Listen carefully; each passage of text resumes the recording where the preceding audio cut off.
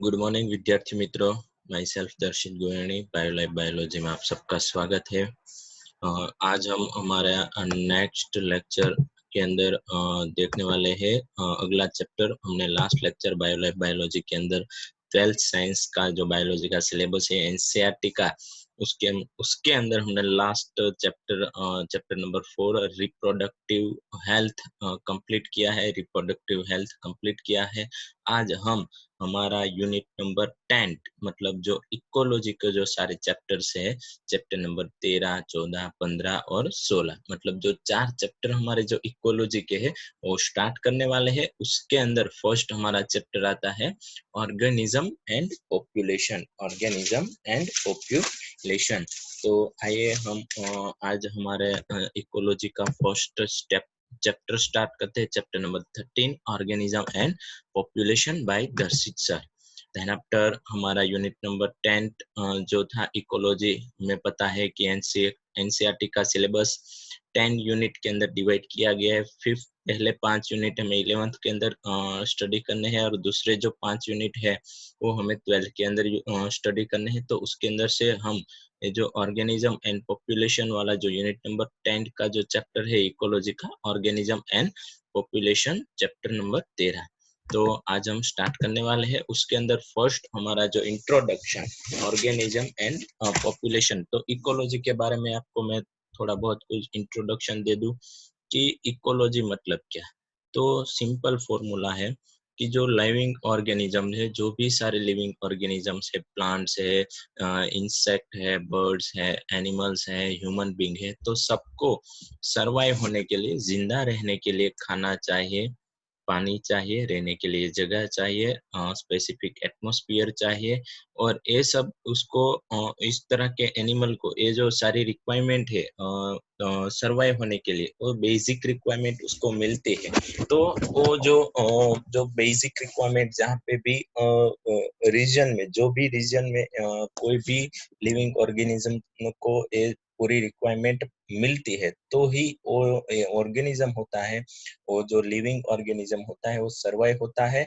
और सरवाइव होना मतलब सिर्फ सरवाइव होना और जिंदा रहना नहीं, मतलब वो अपनी नेक्स्ट जनरेशन मतलब रिप्रोडक्शन भी वहां पे करता हो, मतलब वहां पे रिप्रोडक्शन के लिए भी उसको अच्छी स्पेसिफिक एटमॉस्फेयर मिलना चाहिए, जिसकी हेल्प से वो अपनी जो कम्युनिटी है उसको वहां पे सरवाइव हो सके, उसकी सारी जो कम्युनिटी है वो सरवाइव हो सके। तो ये हम पहले के स्टैंडर्ड के अंदर इकोलॉजी के बहुत सारे चैप्टर्स हम 8 स्टैंडर्ड, 9 स्टैंडर्ड और 10 स्टैंडर्ड के अंदर ये सारे इकोलॉजी के चैप्टर पढ़ गए। लेकिन अब हमें थोड़ा डीप में जाना है कि इकोलॉजी के अंदर इंडिया के अंदर कौन कौन से ऐसे रीजन है, वहाँ पे कौन कौन से ऐसे एनिमल ऑर्गेनिज्म सरवाइव होते हैं, एनिमल को सरवाइव होने के लिए किस तरह का एडेप्टेशन, किस तरह के जो अदर फैक्टर है एनिमल को सरवाइव होने के लिए, एबायोटिक और बायोटिक फैक्टर है, उसकी जो अफेक्ट है, एबायोटिक फैक्टर और बायोटिक फैक्टर की जो ऑर्गेनिज्म के लाइफस्टाइल के ऊपर जो अफेक्ट है, वो अफेक्ट के बारे में पता करना है। और कौन कौन से रीजन के अंदर कौन कौन से ऑर्गेनिज्म, हमें पता है कि सब रीजन के अंदर, जैसे कि हम देखते हैं कि थर्मल वेंट्स हो, हाइड्रोथर्मल वेंट्स हो, जो पानी बहुत गर्म हो, जिसका टेम्परेचर 100 डिग्री सेंटीग्रेड से भी ज्यादा है, तो उस तरह के टेम्परेचर के रीजन में भी ऑर्गेनिज्म मोनेरा टाइप्स के जो बैक्टीरिया है, जो मोनेरा मोनेरा जो फाइलम है हमारा, मोनेरा फाइलम के जो ऑर्गेनिज्म, जो बैक्टीरियाज है, वो बहुत सारी इस बैक्टीरिया की जो स्पीसीज है, वो स्पीसीज इस तरह के रीजन में सरवाइव हो सकती है। क्यों? क्योंकि उसको हैबिट पड़ गई है, वहां पे वो एडेप्ट हो गई, मतलब उसने उस ऑर्गेनिज्म की जो पॉपुलेशन है वो इस तरह के कुछ एटमॉस्फेयर से एडेप्ट हो जाती है और वहां पे जिंदा रहने के लिए उस बहुत सारे उसके अंदर changes, various level of changes आते हैं। तो ये चेंजेस कब आते हैं, किस तरह से आते हैं, क्यों होता है ऐसा सब, ये सारी जो डिटेल है आज हमें ऑर्गेनिज्म और पॉपुलेशन के अंदर देखना है कि फर्स्ट तो हमें बात ये करनी है कि ऑर्गेनिज्म सर्वाइव होने के लिए, एडेप्ट होने के लिए क्या करता है। एनवायरमेंटल अर्थ के अंदर पूरी अर्थ के अंदर किस तरह के रिलीजन है जहाँ पे ऑर्गेनिज्म जिंदा रहते हैं, और उसको एडेप्ट होने के लिए जो अर्थ है, जो एनवायरमेंट है, उसके कौन कौन से बायोटिक और एबायोटिक फैक्टर की उसकी जो लाइफस्टाइल है उसके ऊपर इफेक्ट होती है। तो वो हमें देखना है। उसके बाद वो सर्वाइव हो भी जाते हैं, रिप्रोडक्शन भी कर लेते हैं। तो हमें ये पूरी इकोसिस्टम है वो किस तरह से डेवलप होती है, तो हमें पता है कि फर्स्ट ऑफ माइक्रोमोलेक्यूल्स बनते हैं, उसके बाद सेल्स बनते हैं, उसके बाद सेल्स इकट्ठा होकर टिश्यूज बनते हैं, टिश्यूज इकट्ठा होकर ऑर्गन्स बनते हैं, और ऑर्गन्स बनने का बाद जो कोई ऑर्गेनिज्म होता है इंडिविजुअली अपना मतलब इंडिविजुअल ऑर्गेनिज्म का बर्थ होता है। देन आफ्टर इंडिविजुअल ऑर्गेनिज्म इकट्ठा होकर पॉपुलेशन बनाते हैं। पॉपुलेशन, बहुत सारी पॉपुलेशन इकट्ठा होकर कम्युनिटीज बनाती है, और कम्युनिटीज एक इकोसिस्टम बनाती है, और ये इकोसिस्टम एक बायोमास मतलब एक ऐसा रिलीजियन, ऐसी जगह जहाँ पे कोई स्पेसिफिक पॉपुलेशन के कोई स्पेसिफिक ऑर्गेनिज्म वहाँ पे जिंदा रह सके, और उसको सर्वाइव होने के लिए स्पेसिफिक एटमॉस्फेयर से लेके सब कुछ मिल सके, जिसकी हेल्प से वो सर्वाइव हो सके। उसके बाद हमें पॉपुलेशन की बात करनी है कि कौन सी कंडीशन में पॉपुलेशन हाई होगी, कौन सी कंडीशन में कोई भी रिलीजन की पॉपुलेशन कम होगी। जैसे कि मैं आपको बता दूं कि कोई एक ऑर्गेनिज्म है, वो ऑर्गेनिज्म कोई स्पेसिफिक एटमॉस्फेयर में ही जिंदा रह सकता है, कोई स्पेसिफिक एटमॉस्फेयर के अंदर ही जिंदा रह सकता है, लेकिन अब उसी ऑर्गेनिज्म को कोई अदर एटमॉस्फेयर के अंदर उसको ट्रांसफर किया जाए तो उसके जिंदा रहने के चांसेस बहुत कम है। अगर वो सर्वाइव हो सका,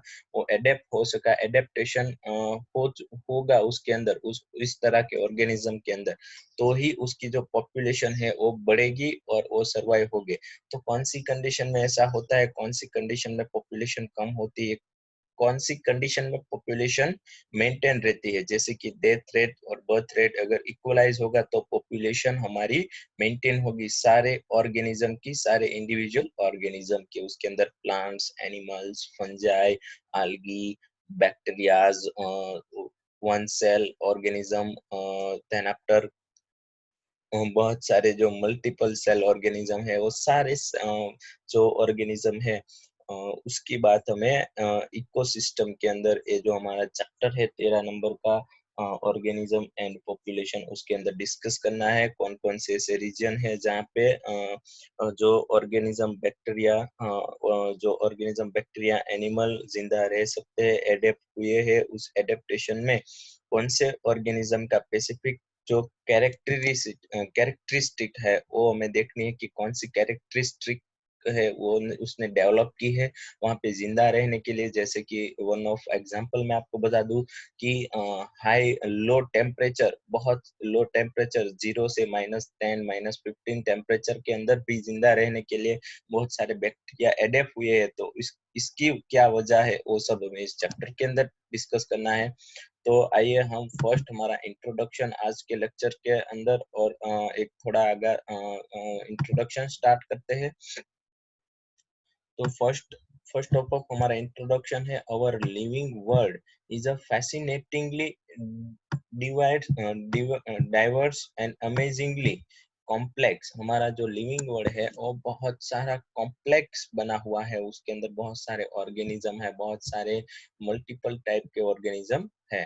उसके बाद मैं बात करूं, we can try to understand its complexity by the investing process at a various level of biological organization and micromolecules, cell, tissues, organ, individual organism, population, communities and ecosystem and biomass। हमें अगर इस living organism की जो complexity है वो study करनी है तो उसके लिए हमें बहुत सारा इन्वेस्टिगेशन करना होगा।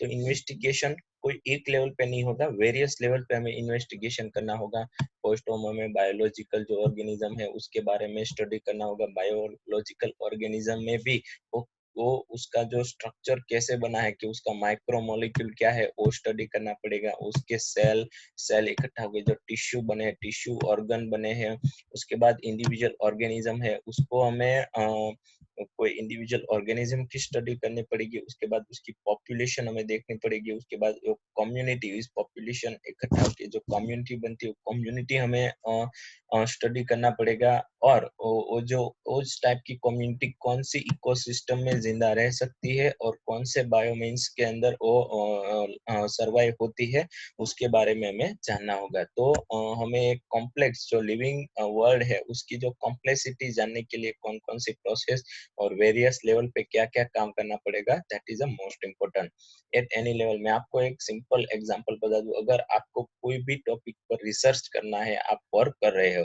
तो आपको उसका जो बेस होगा, उसका जो बेस होगा वहां से आपको स्टार्ट करना पड़ेगा। ऐसा ही हमारा लिविंग वर्ल्ड का जो बेस है, हमारा लिविंग वर्ल्ड का बेस है micromolecules, then after cells, then after tissue, organ, individual organism, population, community, ecosystem and biomes, ये हमारे सारे बेस है। At any level of biological organism organization, we can ask two type of question. अगर कोई भी biological organisation है और research कर रही है, वर्क कर रही है, तो उसको इकोसिस्टम में से दो टाइप के क्वेश्चन जनरेट होते हैं। फॉर द एग्जांपल, मैं यहाँ पे एग्जांपल दिया है, व्हेन वी हियर द बुलबुल, जो बर्ड्स है बुलबुल, singing yearly morning in the garden, क्यों? आपको बता दूं, ये क्वेश्चन ऐसा कि क्यों बुलबुल सुबह में, मतलब सुबह में जो बर्ड्स होते हैं, बुलबुल है एक्सेट्रा, दूसरे भी बर्ड्स होते हैं, वो गार्डन के अंदर सुबह में क्यों गुनगुनाते हैं, क्यों गीत गाते हैं, क्यों गुनगुनाते हैं? We may ask, we may ask how does the bird singing. इसकी वजह से इस ये जो कोई साइंटिस्ट है वो वर्क कर रहा है, वो रिसर्च कर रहा है, तो उसने फर्स्ट टाइम ये बुलबुल को गार्डन के अंदर सिंगिंग करते हुए सुना है। तो उसको उसके माइंड में एक ही क्वेश्चन आया कि किस तरह से ये बुलबुल गा सकती है। ये जो बुलबुल है, इस बुलबुल के पास ऐसी कुछ कंडीशन, मतलब ऐसी कुछ अवेलेबिलिटी है कि जिसकी हेल्प से वो जो सिंगिंग है वो कर सकती है। तो हाउ, वो कैसे कर सकती है? वन क्वेश्चन हमारा ऐसा आया कि how does the bird singing, यहाँ पे है how does the bird singing. उसके बाद अगर सिंगिंग करती है, अगर बर्ड सिंगिंग करती है, तो why does the bird singing, क्यों बर्ड सिंगिंग करती है, व्हाई, क्यों ऐसा होता है उसके अंदर। तो ये मोस्ट इंटरेस्टिंग है। आपको बता दूं कि इकोलॉजी पढ़ना तो बहुत बहुत इंटरेस्टिंग टॉपिक है।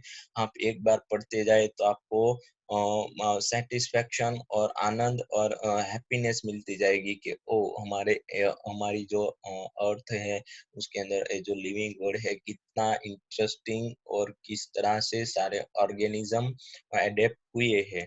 Why does the bird singing, हमारा दूसरा क्वेश्चन ऐसा बनता है कि अगर बर्ड सिंगिंग करती है तो क्यों। तो how type question and the seek the mechanism behind the process, will the why type question seek the significance of the process। why type के जो how, मतलब किस तरह से ये होता है, तो ये हमारा हाउ टाइप के जो क्वेश्चन है वो मैकेनिज्म बिहाइंड द प्रोसेस, जो प्रोसेस हो रही है उसकी मैकेनिज्म जानने के लिए है। और वाई टाइप के जो क्वेश्चन है वो seek the significance of the process, जो प्रोसेस है उसका सिग्निफिकेंस क्यों ऐसा हो रहा है वो जानने के लिए। इस तरह से जो हमारे बायोलॉजिकल ऑर्गेनाइजेशन है वो दो टाइप के क्वेश्चन क्रिएट होते हैं। For the first question of our example, हमारे जो फर्स्ट एग्जाम्पल था हमारा, उसका फर्स्ट क्वेश्चन था कि हाउ डज द बर्ड सिंग, किस तरह से बर्ड सिंग कर सकती, तो उसका आंसर था कि उसकी मैकेनिज्म, हमें हाउ टाइप के क्वेश्चन मैकेनिज्म सॉल्व करते हैं कि किस तरह से। तो यहाँ पे दिया गया है for the first question our example, the answer mind be on the terms of the operation of the voice box. Birds के पास वॉइस बॉक्स प्रेजेंट है and the vibrating bone in the birds, और birds है उसके पास vibrating बॉन present है।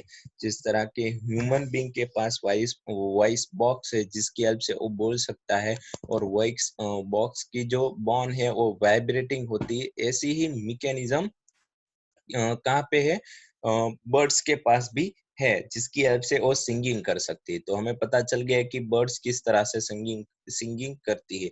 अब क्यों करती है, दूसरा क्वेश्चन आया।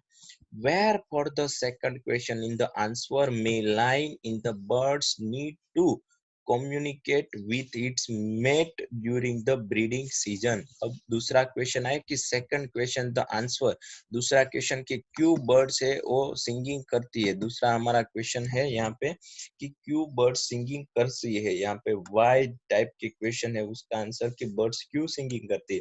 तो उसका आंसर है कि बर्ड है वो सिंगिंग इसलिए करती है कि मेल्टिंग के दौरान उसका जो मेल्टिंग पार्टनर है, अगर मेल पार्टनर होगा वो फीमेल पार्टनर को अपनी तरफ बुलाता है, और फीमेल पार्टनर है वो मेल पार्टनर को मेल्टिंग प्रोसेस के दौरान बुलाता है। मतलब ब्रीडिंग सीजन होती है, जब ब्रीडिंग सीजन उसके जो एटमॉस्फेयर चेंज होता है, ब्रीडिंग सीजन आ जाते हैं, तब जो गार्डन के अंदर जो बर्ड्स होते हैं वो अपने जो मेल पार्टनर है उसको मेल्टिंग के लिए बुलाते हैं। तो इस तरह से कुछ वो एडेप्ट हुए हैं, इस तरह से कुछ एक कम्युनिकेशन कर सकते हैं।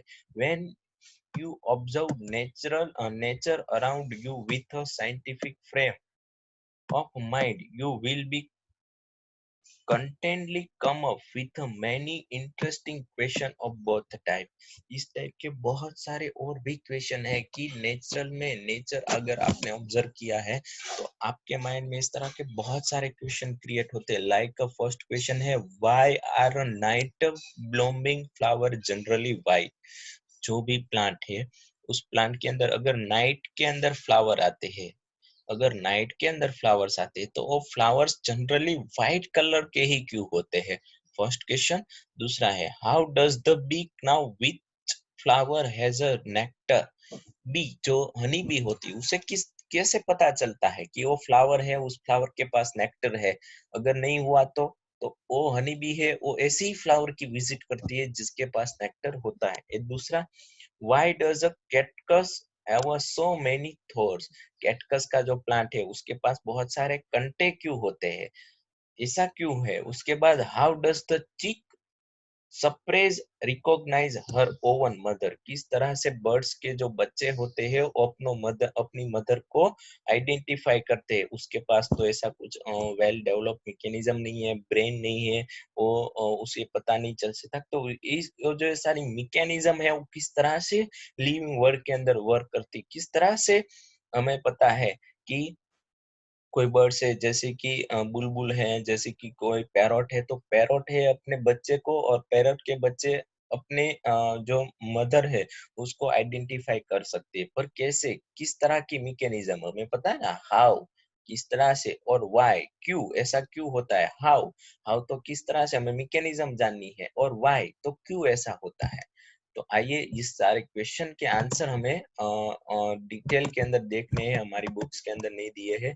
इस सारे क्वेश्चन के आंसर मैं यहाँ पे देने वाला हूँ। यहाँ पे इससे पहले हमें याद कर ले कि you have learn previous class, हम पहले के क्लास के अंदर दैट इकोलॉजी सब्जेक्ट पढ़ गए हैं।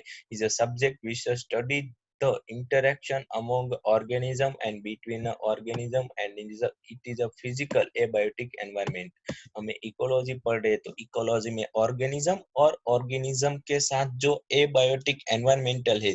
एबायोटिक मतलब हम जानते हैं कि अर्थ के अंदर जो एबायोटिक एनवायरमेंट है, जैसे कि लाइट, टेम्परेचर, जिसके अंदर लाइव मतलब जिंदा नहीं है ऐसी चीज है, जैसे कि सॉइल है, पानी है, उसके बाद लाइट है, टेम्परेचर है, एयर है, उसके अंदर जिंदा नहीं है, मतलब लाइव नहीं है वो, फिर भी वो लिविंग ऑर्गेनिज्म के बीच में एक इंटरकनेक्शन है, कम्युनिकेशन है, जिसकी हेल्प से सर्वाइव ऑर्गेनिज्म हो सकते हैं। जैसे कि हमें पता है कि रोटी, कपड़ा, मकान, ये ह्यूमन बीइंग की जिंदा रहने के लिए एक मोस्ट इम्पोर्टेंट एबायोटिक कंडीशन है। मतलब कपड़े है, कपड़े पहनते हैं, उसके बाद खाते हैं, जो वो लिविंग नहीं है फिर भी वो हमारे लिए कितना इम्पोर्टेंट है, पानी कितना इम्पोर्टेंट। तो इसे ही इकोलॉजी मतलब लिविंग ऑर्गेनिज्म और जो फिजिकल एबायोटिक एनवायरनमेंट है उन दोनों के बीच में जो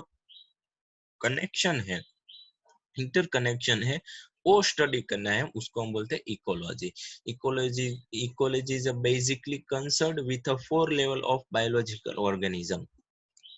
हम इकोलॉजी को स्टडी करना चाहते हैं तो फर्स्ट हमें ऑर्गेनिज्म मतलब कोई एक जो इंडिविजुअल ऑर्गेनिज्म है उसे स्टडी करना पड़ेगा, उसके बाद उसकी पॉपुलेशन, उसके बाद उसकी कम्युनिटी और उसका बायोमास कि कौन से अर्थ में कौन से रीजन में इस तरह के जो ऑर्गेनिज्म वो पाए जाते हैं, देखने दिखे जाते हैं। तो मोस्ट इंटरेस्टिंग टॉपिक है। In this chapter we explore ecology at organismic and population level. मैं यहाँ पे इस चैप्टर के अंदर ऑर्गेनिज्मिक मतलब जो लिविंग ऑर्गेनिज्म है उसकी पॉपुलेशन लेवल के अंदर हमें बात करनी है इस चैप्टर के अंदर। तो आइए, हमारा जो फर्स्ट क्वेश्चन था, why are night blooming flowers generally white? क्यों वाइट, जो नाइट के अंदर जो प्लांट ग्रो होते हैं उसके जो फ्लावर्स होते हैं वाइट होते हैं?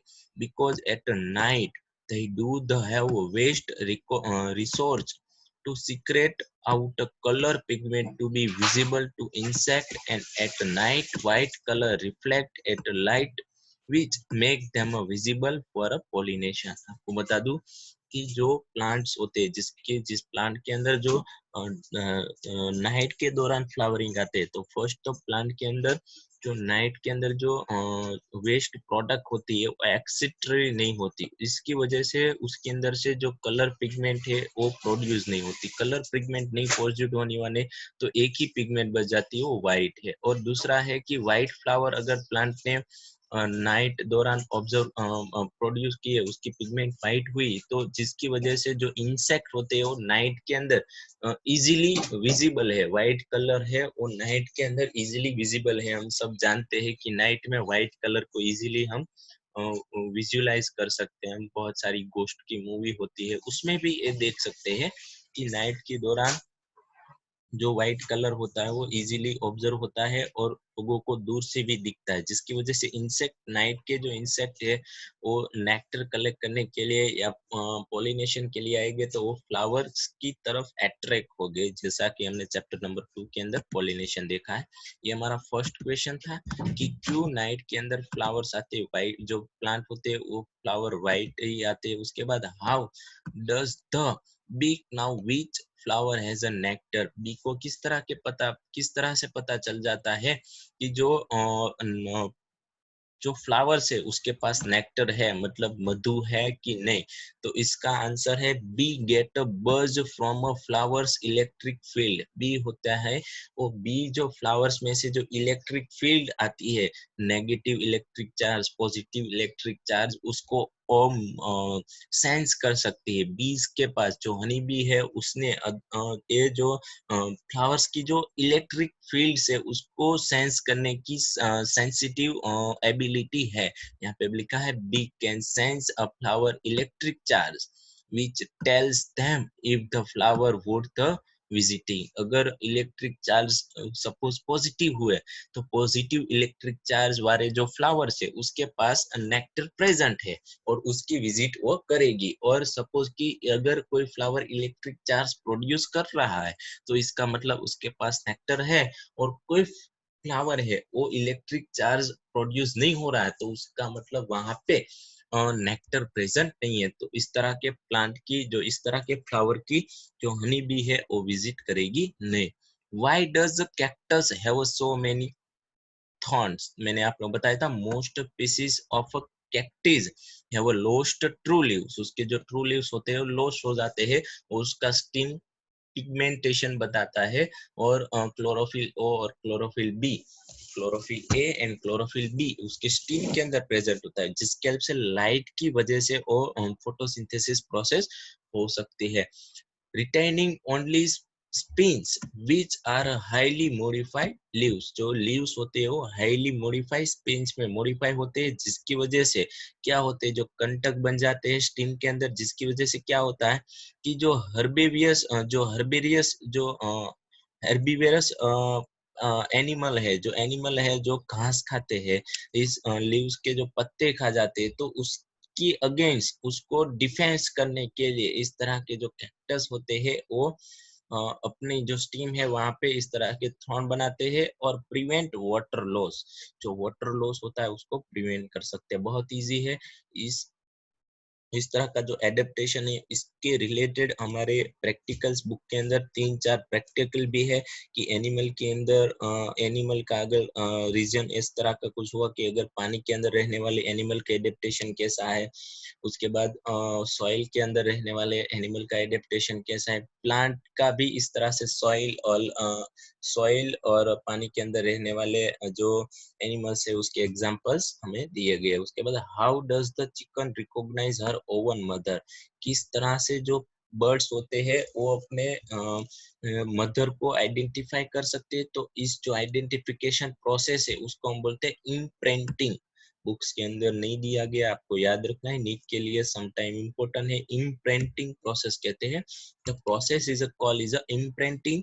It involves vision, hearing and olfaction along with touch. इस प्रोसेस के अंदर क्या करते हैं, जो मदर्स और चिक्स होते हैं वो अपनी माता को विजुअलाइज देखते हैं, उसके बाद हियरिंग अपनी माता की आवाज सुनते हैं, उसके बाद ऑफ्लेक्शन टच करके देखते हैं कि ये हमारी माता है कि नहीं, मतलब हमारी मदर है कि नहीं। तो ये जो आइडेंटिफिकेशन करने की जो प्रोसेस है उसको इम्प्रिंटिंग करते हैं। Just a few her after the hatching, the chicks use this sense to the first creature around, usually the mother and fawn। अगर हमें पता है कि कोई सन होता है, मतलब कोई मदर होती है, वो अपने बच्चे को स्मेल, कुछ इस तरह की सेंस स्मेल की हेल्प से भी अपने बच्चे को आइडेंटिफाई कर पाती है। तो that is a part of the ecology. ये इकोलॉजी है जो एनवायरमेंटल, जो एनवायरमेंटल एबायोटिक फैक्टर है, एनवायरमेंटल जो कंडीशन है उसके साथ हमारे जो लिविंग वर्ल्ड है वो इंटरकनेक्शन हुए हैं, इंटरकनेक्ट होते हैं। तो ये क्वेश्चन के आंसर आपको याद रखने हैं, सम टाइम ये इम्पोर्टेंट है वो बोर्ड की एग्जाम के लिए। नेक्स्ट आपको हमारा टॉपिक आगे बढ़ाते हैं, ऑर्गेनिज्म एंड इट्स एनवायरनमेंट।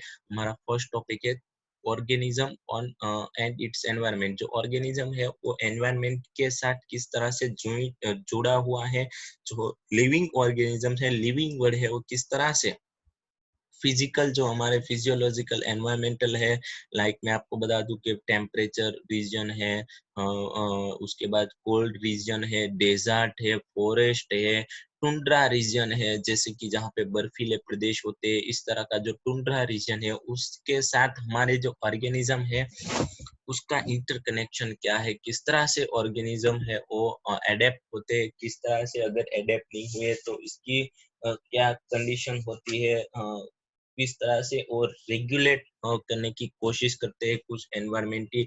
आपको मैं बता दूं कि कोई भी लिविंग ऑर्गेनिज्म का बर्थ हो तो वो लिविंग ऑर्गेनिज्म अपने जन्म से ही, अपने बर्थ से ही एनवायरमेंटल के साथ एडेप्ट नहीं होता है, लेकिन वो टाइम टू टाइम एडेप्ट होता जाता है, टाइम टू टाइम उस एनवायरमेंट के अंदर एडेप्ट होता जाता है। तो ये जो मैकेनिज्म है वो हमें आज देखनी है।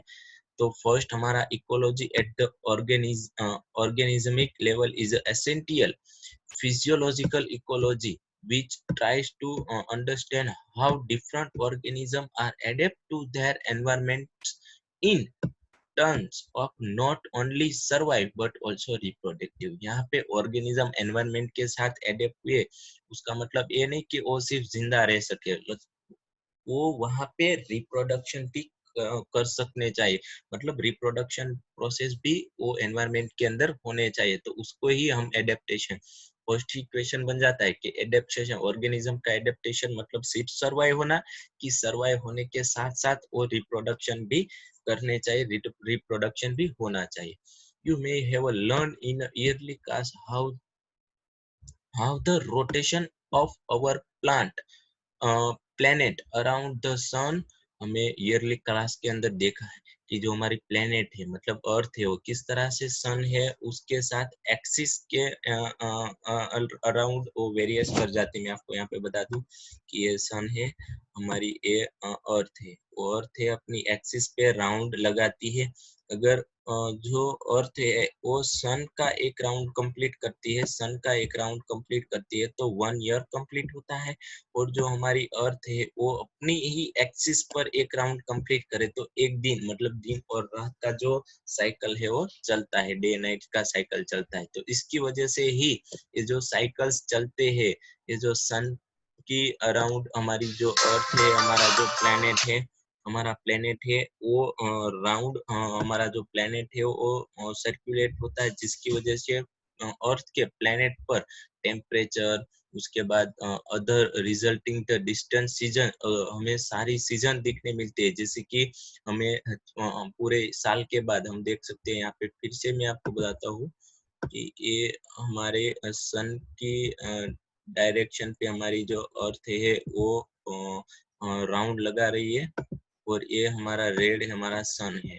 तो अगर मैं आपको बता दूं कि ये सो साइकिल चल रही, इसकी वजह से जो थोड़ा टाइम है उस थोड़े टाइम में सीजनल डिफरेंस, मतलब सीजन, हम वेरियस टाइप की सीजनल जो हम देख सकते हैं, जैसे कि मॉनसून है, समर है और विंटर है। ये जो मानसून, समर और विंटर तीनों जो सीजन है वो हम इस जो साइकिल है सन और जो हमारा प्लैनेट है उसका जो अराउंड प्लैनेट है हमारे सन के अराउंड जो साइकिल लगाता है, जिसकी वजह से, और हमारे जो दिन और रात का जो साइकिल है वो हमारी जो अर्थ है वो अपने ही एक्सिस एक्सिस पर एक्सिस पर राउंड लगाती है, जिसकी वजह से होता है। तो जिसकी वजह से और प्लैनेट पर, हमारी अर्थ पर बात करें तो डिफरेंट टाइप की जो डिफरेंट टाइप की जो सीजन है वो हमें दिखती है, और जिसकी वजह से हम देखते हैं कि मॉनसून के अंदर बहुत सारी बारिश होती है, मतलब पानी की कमी नहीं रहती। उसके बाद विंटर के अंदर लो टेम्परेचर हो जाता है, मतलब लो टेम्परेचर पे सर्वाइव होने वाले ऑर्गेनिज्म को एडेप्टेशन हो जाते हैं। उसके बाद विंटर के अंदर ठंडी पड़ती है, मॉनसून के अंदर बारिश होती है। और मैं आपको बता दूं,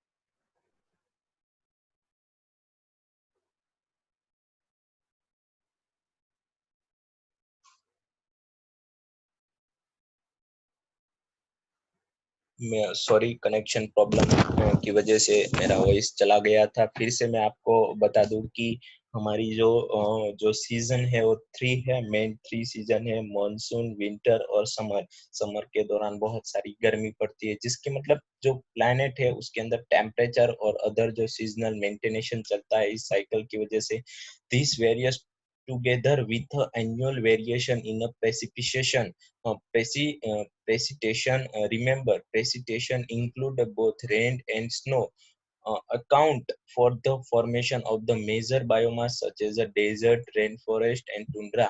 आपको मैं ये बताना जरूरी है कि इस तरह से जो हमारी अर्थ है वो अर्थ राउंड लगाती है सन के अराउंड। उसके बाद जो हमारा अर्थ है वो अपने ही एक्सिस पे राउंड लगाती है, जिसकी वजह से जो सीजनल मेंटेन होती है, और इस सीजन के वजह से एनुअल वेरिएशन होते हैं। हमारे जो बायोमास होते हैं वो क्रिएट होते हैं, मतलब ऑर्गेनिज्म जिंदा रहने के लिए जो स्पेसिफिक जगह होती है वैसी जगह जगह बनती है, क्रिएट होती है, जिसकी वजह से वेरियस एनुअल वेरियस प्रेसिपिटेशन बनते हैं। उस प्रेसिपिटेशन मतलब क्या, बहुत सारे स्टूडेंट को ऐसा क्वेश्चन होता है कि सर प्रेसिपिटेशन मतलब क्या, वेरियस प्रेसिपिटेशन मतलब क्या। तो मैं आपको बता दूं कि कुछ ऐसी कंडीशन की ये वेरियस जो सीजन है वो चेंज होती है, जिसकी वजह से उसके अंदर, इस सीजन के अंदर जो प्रेसिपिटेशन मतलब जिसके अंदर बहुत सारी, एक सीजन ऐसी है कि जिसके अंदर रेन भी हो रही है,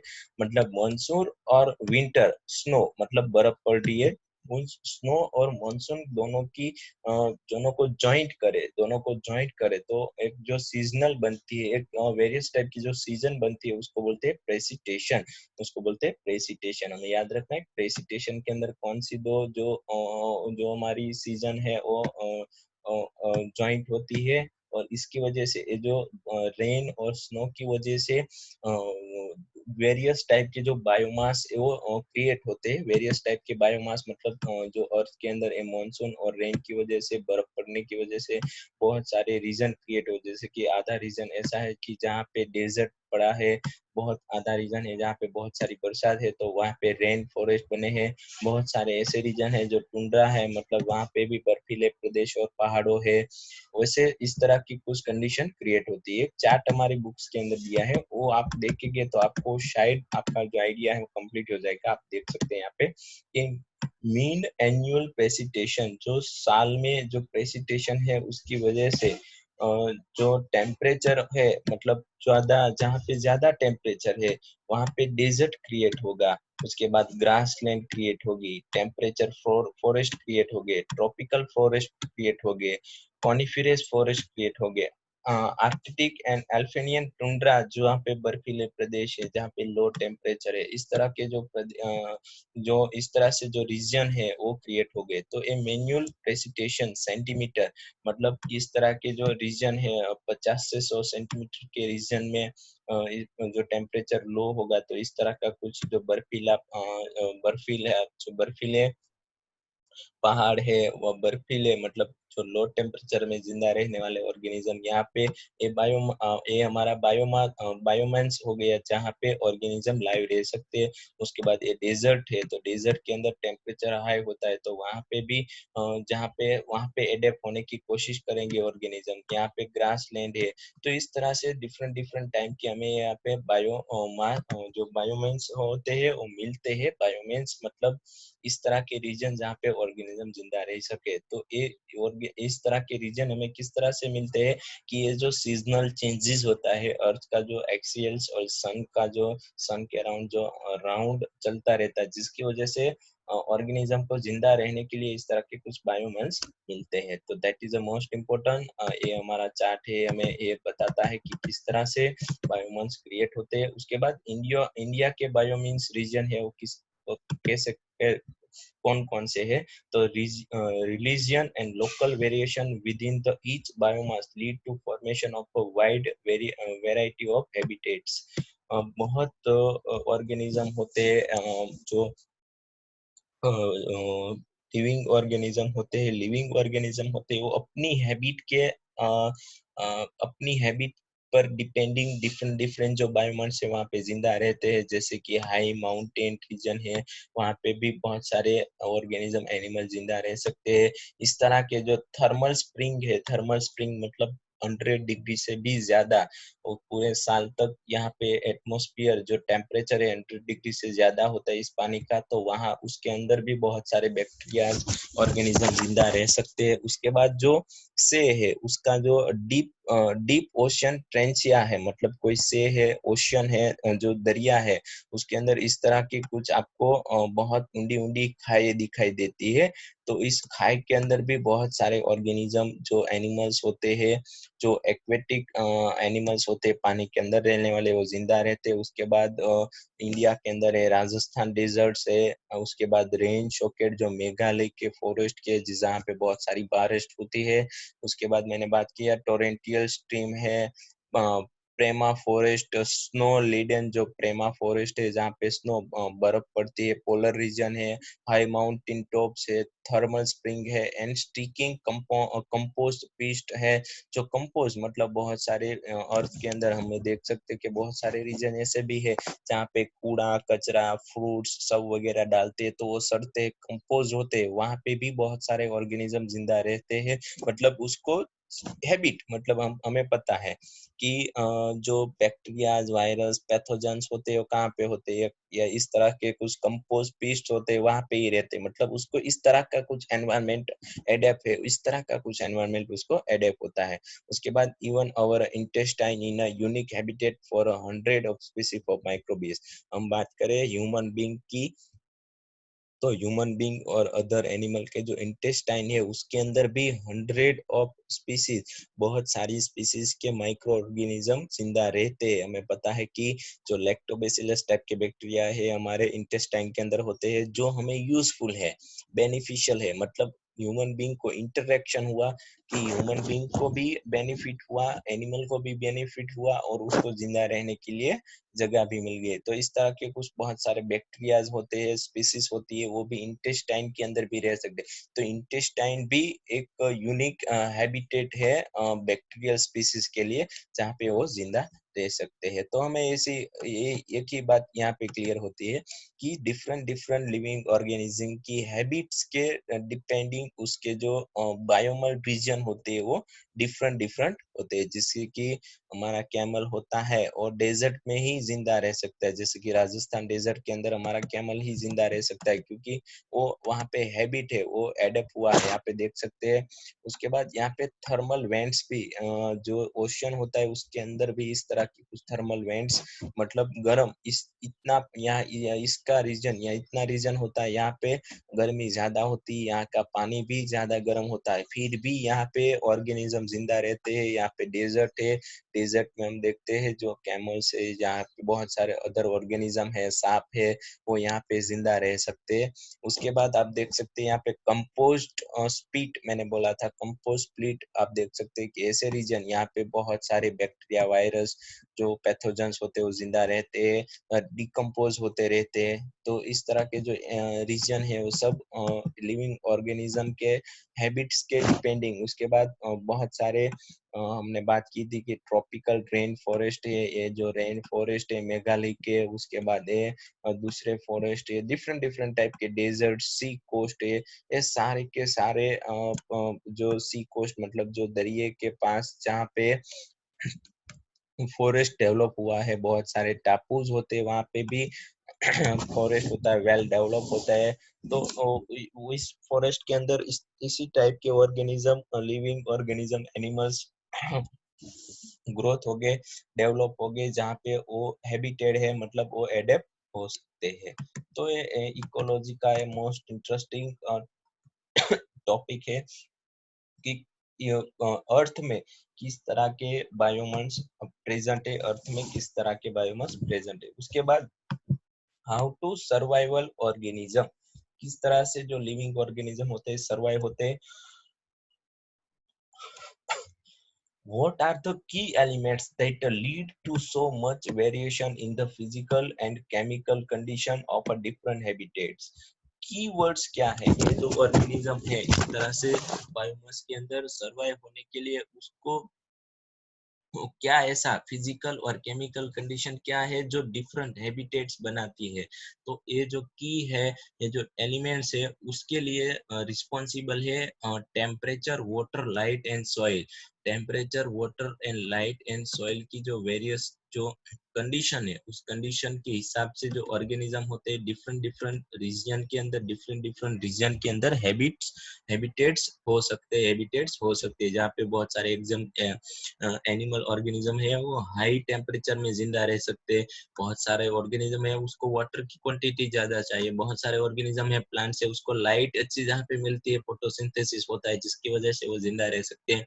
बहुत सारे ऑर्गेनिज्म है जिसको अच्छी सॉइल, उसकी अच्छी अच्छी सॉइल मिल सके, जहाँ पे जैसे कि ह्यूमन बीइंग की बात करूँ तो ह्यूमन बीइंग जो फार्मर होता है वो फार्मर वहाँ पे ही हैबिटेट हो पाएगा कि जहाँ पे सॉइल अच्छी हो, जहाँ पे कुछ पाक जो कुछ खेती लायक सॉइल हो, जहाँ पे वो प्लांट्स उगा, प्लांट को जर्मिनेट करवा सके और वो अपना सर्वाइवल मतलब वो सर्वाइव हो सके।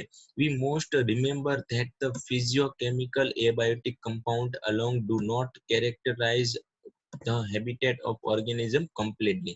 आपको बता दूं कि ये जो फिजिकल और केमिकल जो एबायोटिक कंपाउंड है वो 100% जो ऑर्गेनिज्म को हैबिट करने के लिए रिस्पॉन्सिबल नहीं है कंप्लीटली, वो इसकी वजह से ही हैबिट हो सकते हैं, ऐसा नहीं है। The habitat includes abiotic component also. Habitat जो ऑर्गेनिज्म की हैबिट्स मतलब सरवाइव होने के लिए pathogen, parasite, predator, predators and competitors of the organism with which they interact constantly। मतलब जो पैथोजेंस है, पैरासाइट है, ये सारे जो बायोटिक एक जो कंपाउंड है वो भी रिस्पॉन्सिबल है ऑर्गेनिज्म को सरवाइव होने के लिए। जैसे कि बायोटिक मतलब जिंदा, पैथोजन, पैरासाइट। में आपको बता दूं कि अगर कुछ ऐसा रीजन है जहाँ पे कुछ तरह के जो बेनिफिशियल पैरासाइट है, बेनिफिशियल पैथोजेंस है जो ह्यूमन बीइंग और अदर एनिमल के लिए हेल्पफुल हो, अगर ये पैथोजेंस, ये पैरासाइट वहाँ पे इस रीजन के अंदर सरवाइव नहीं हो सकती, तो इसकी वजह से अदर ऑर्गेनिज्म भी वहाँ पे सरवाइव नहीं हो सकते, क्योंकि एक एक पूरी चेन बनी हुई है। जो ऑर्गेनिज्म है वो सरवाइव होने के लिए एक ऑर्गेनिज्म दूसरे ऑर्गेनिज्म पे डिपेंडिंग होता है, मतलब इस तरह की कुछ चेन बनी है। मतलब यहाँ पे ऑर्गेनिज्म को सरवाइव होने के लिए सिर्फ फिजिकल और केमिकल एबायोटिक कंपाउंड जरूरी नहीं है, उसको बायोटिक कंपाउंड भी रिस्पॉन्सिबल है उसको सरवाइव होने के लिए। We assume that over a period of time the organism had through the natural section involve adaptation, optimization and survival and reproduction in the habitat। हमें पता है कि वो सर्वाइव होने के साथ साथ वहाँ पे वो रिप्रोडक्शन भी कर सकता होना चाहिए। Each organism has a invariably defined a range of conditions that cannot tolerate diversity and resource it utilize and distinction functional role in an ecology system। all this together compares compress it नीचे, मतलब एक cycle बनाता है, life cycle जिसको हम बोलते हैं नीचे, कि ये सब इकट्ठा होके कंप्रेस होके abiotic, biotic organism, other organism, different different region में हैबिट हुए ऑर्गेनिज्म सब इकट्ठा होके कंप्रेस होके एक नीचे बनाते हैं, लाइफ साइकिल बनाते हैं ऑर्गेनिज्म, लाइफ साइकिल बनाते हैं ऑर्गेनिज्म, लाइफ साइकिल जिसको हम बोलते हैं कि किस तरह से ऑर्गेनिज्म सरवाइव हो सके। एक वन टाइप ऑफ मेथड जिसकी हेल्प से जो ऑर्गेनिजम्स है, जो ऑर्गेनिज्म से वो जिंदा रह सके, जिंदा रह सके। तो ये है हमारा पूरा टॉपिक था हमारा ऑर्गेनिज्म एंड इट्स एनवायरनमेंट। अब नेक्स्ट टॉपिक है हमारा मेजर एबायोटिक फैक्टर, कि ऑर्गेनिज्म के जो वेरियस टाइप के जो ऑर्गेनिज्म है उसके उसको किस तरह के जो एबायोटिक फैक्टर है उसकी इफेक्ट होती है, जैसे कि टेम्परेचर है, एयर है, वाटर है, लाइट है, सॉइल है, एक्सेट्रा। तो इन सारी एबायोटिक जो फैक्टर्स है उसकी वेरियस टाइप के ऑर्गेनिज्म ऊपर हमें इफेक्ट देखनी है, वो हम नेक्स्ट लेक्चर के दौरान देखेंगे। Thank you very much. आज हम इतना ही रखते हैं, हम मिलते हैं अगले लेक्चर में। हमारे वीडियोस को देखने के लिए हमारे चैनल को सब्सक्राइब करें, लाइक करें एंड शेयर।